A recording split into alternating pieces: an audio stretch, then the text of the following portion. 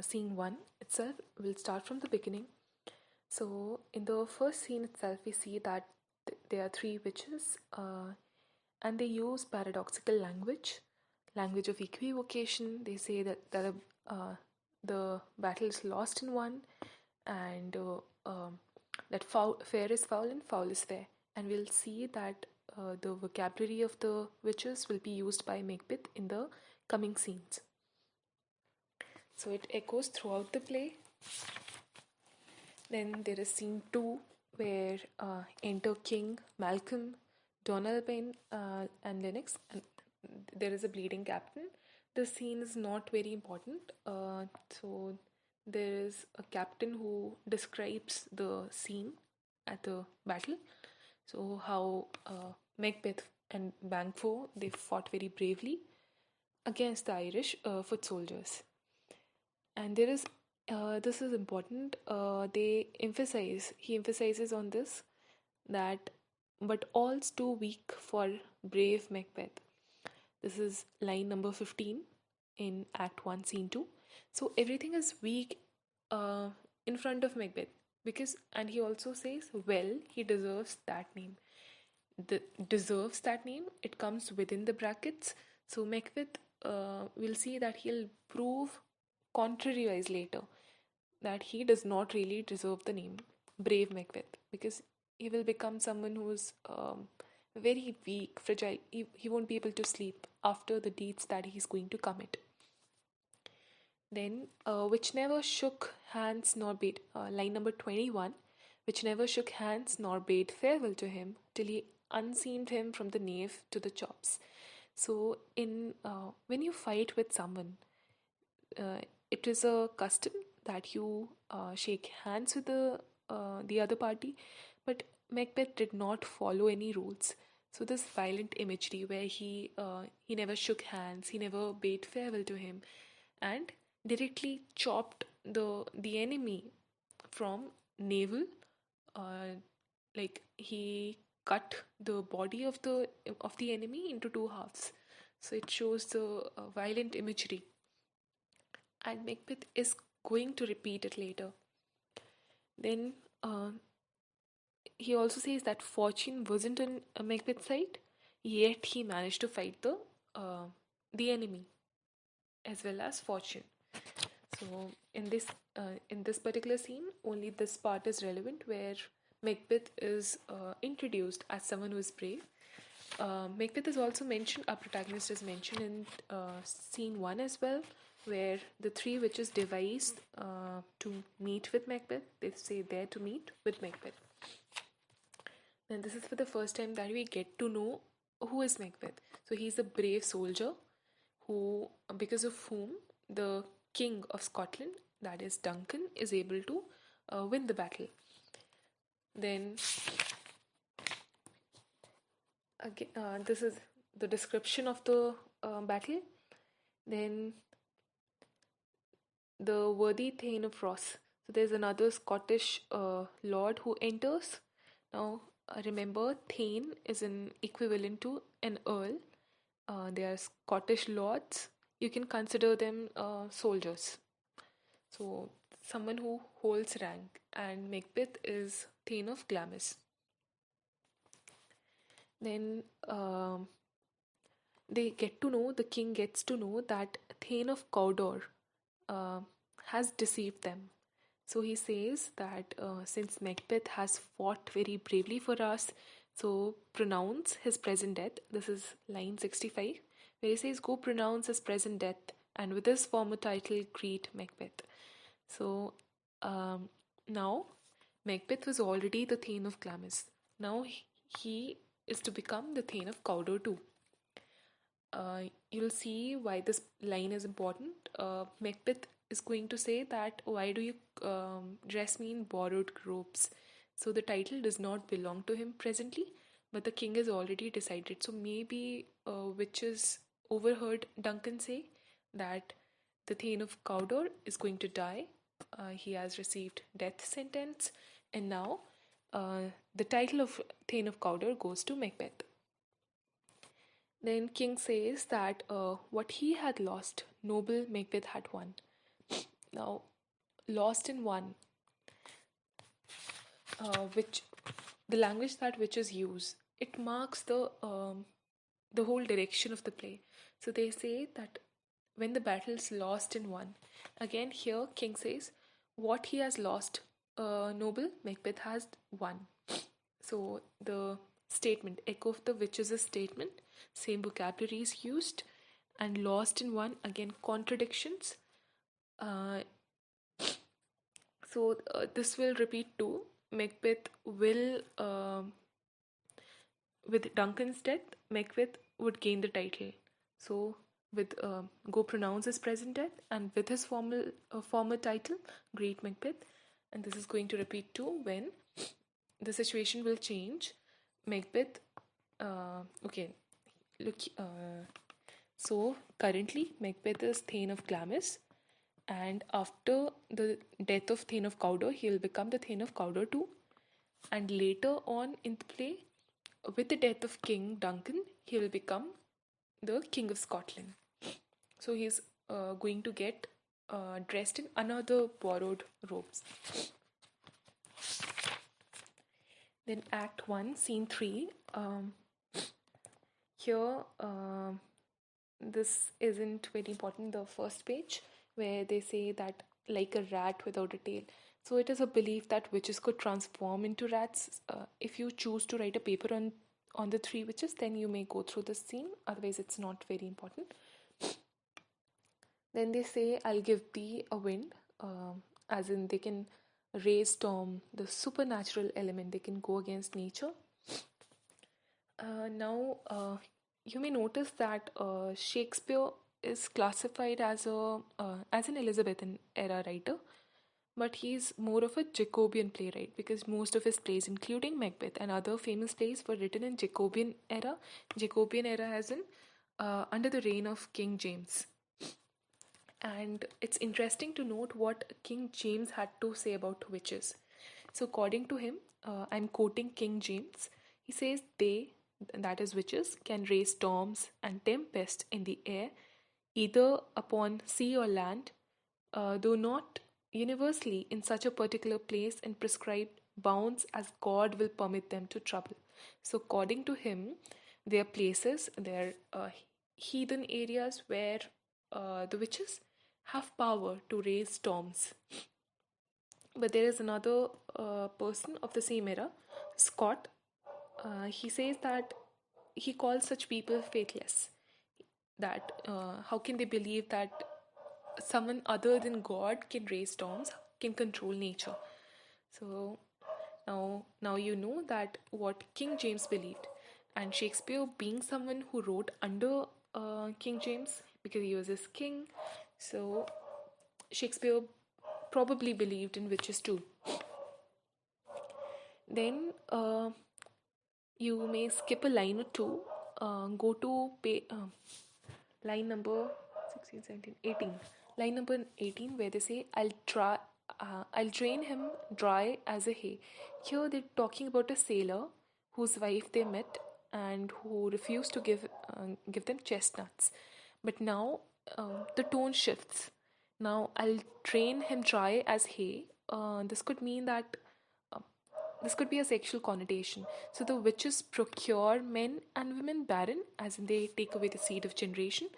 And you will see that Macbeth shall be king, but he won't have any heir to the throne because Banquo's son will become the king. So Macbeth is, we can consider him impotent because, like sexually barren. He's not going to beget any heir. Then they say in line number 16, 17, 19, 19 to 21, sleep shall neither night nor day hang upon his penthouse lid. He shall live a man forbid. Now, sleep shall neither night nor day. Again, underline this because Macbeth, again, this will be echoed by Macbeth too. He will say after he and his wife devise, not really devise, they actually kill Duncan. So after killing Duncan, they'll say say that sleep no more. Macbeth dot kill sleep. So he won't be able to sleep. And Lady Macbeth will also face trouble in sleeping. She will sleepwalk. So, again, witches already know that sleep shall neither night nor day. So, they can control sleep as well. Then they focus on this number 9. Weary 7 nights, 9 times 9. The number 9 is associated with devil. And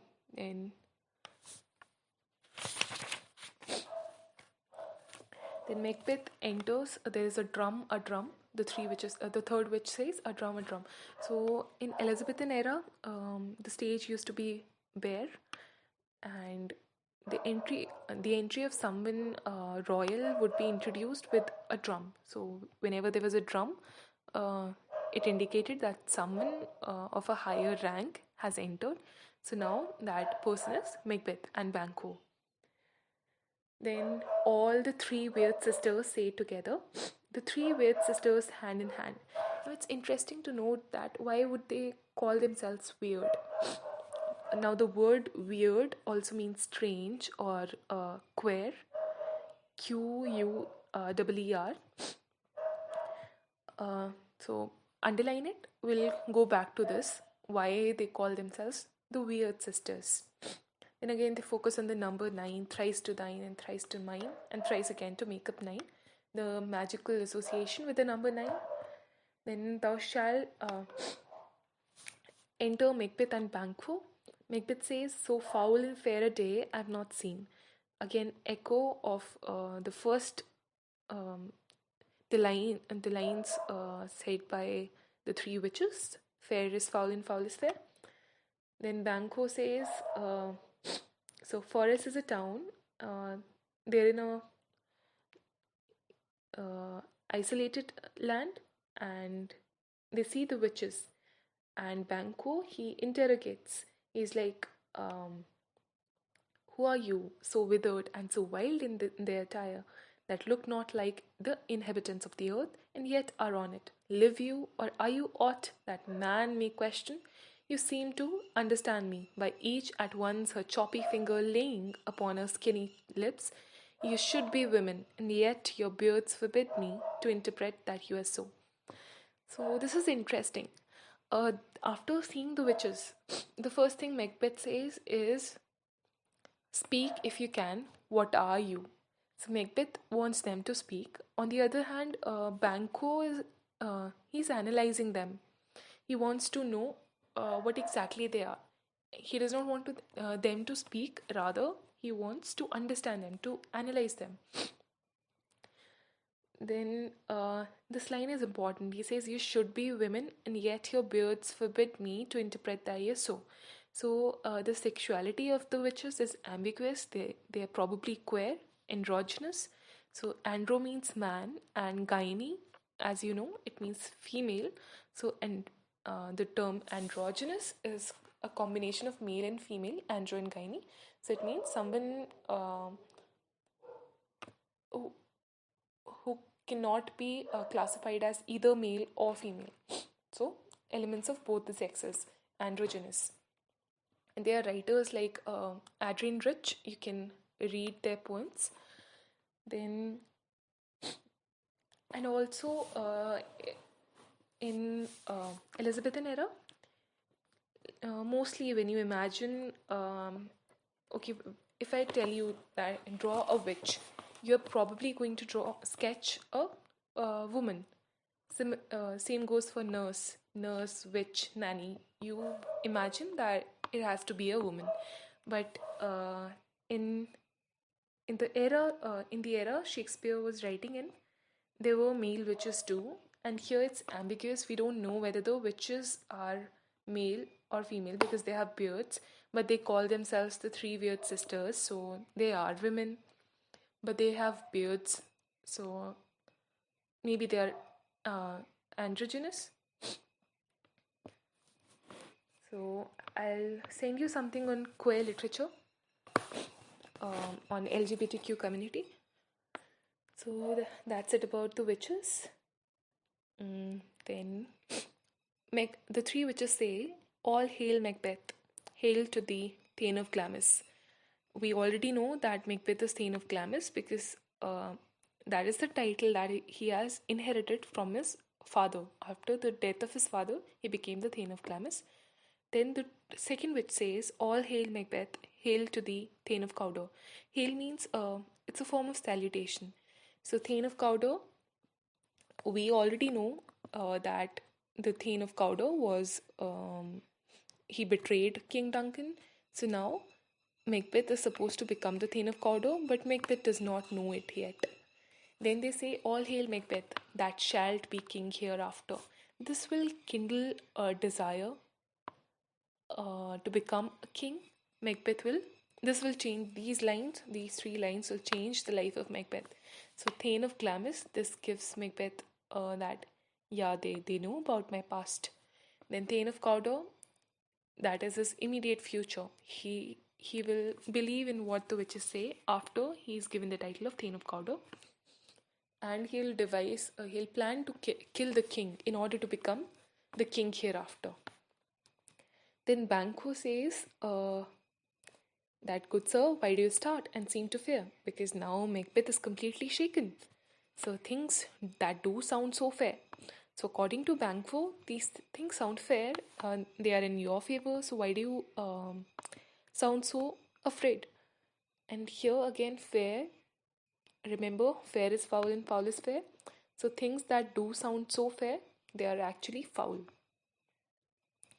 Then move to line number 60, where Banquo says, "Speak then to me, who neither beg nor fear your favors nor your hate." So the conscience of Banquo is clear. He is he's not afraid of the witches. At the same time, he does not beg them for their favors. Then to Banquo, they say lesser than Macbeth and greater. Again, contradiction, lesser and greater at the same time. Not so happy yet, much happier. Thou shalt get kings, though thou be none. So, Banquo will become the father of kings. He won't be king. Again, there are contradictions. Witches always speak in the language of paradoxes. Then Macbeth says, "Stay, you imperfect speakers, tell me more."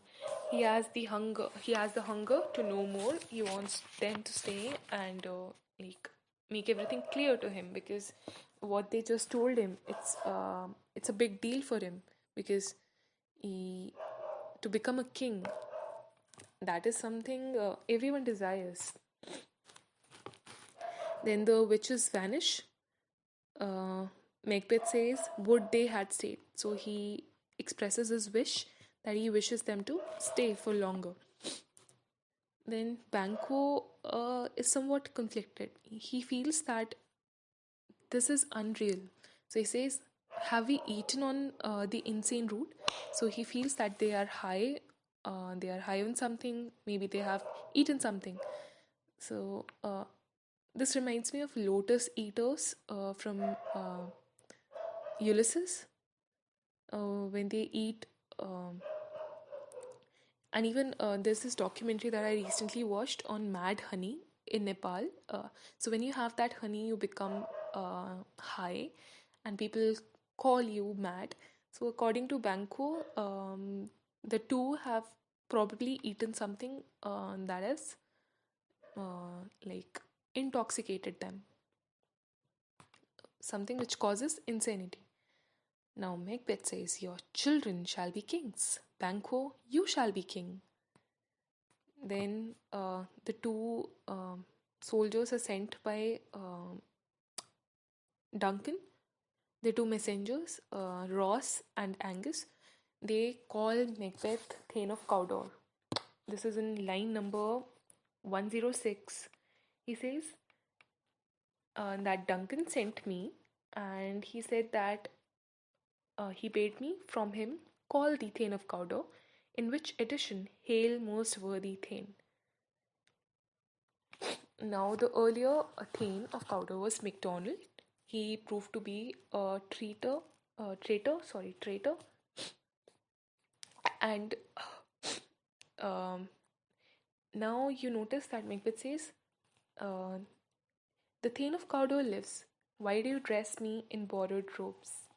So Macbeth borrows not just the title, but also his nature. He is also going to betray Duncan. Exactly what the witches said earlier, and that Macbeth will become the Thane of Cawdor. So probably witches have overheard Duncan bestowing the title of Thane of Cawdor on upon Macbeth, or maybe they could actually prophesy. So it's up to you how you read the three witches as um, as like according to you, do you feel they can actually prophesy, or are they just or is it just a hoax?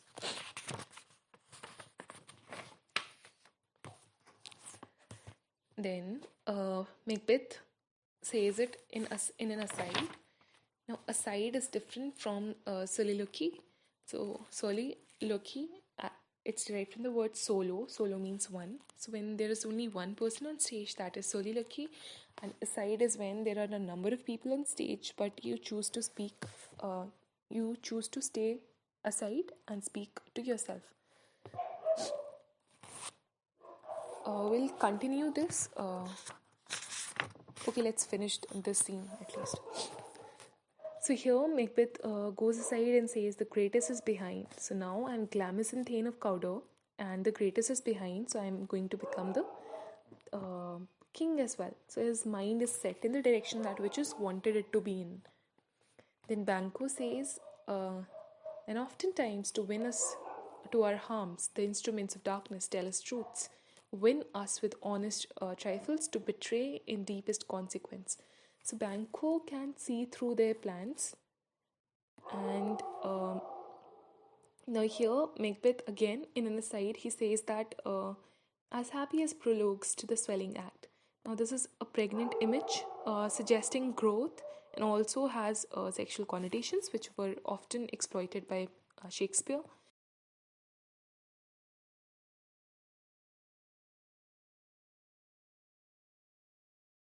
Then Macbeth says this to himself that it cannot be ill, it cannot be good. So there is again language of paradox used by Macbeth, and everything is uncertain for him. He cannot decide it for himself. So he's uncertain, his mood, his mind is completely torn apart.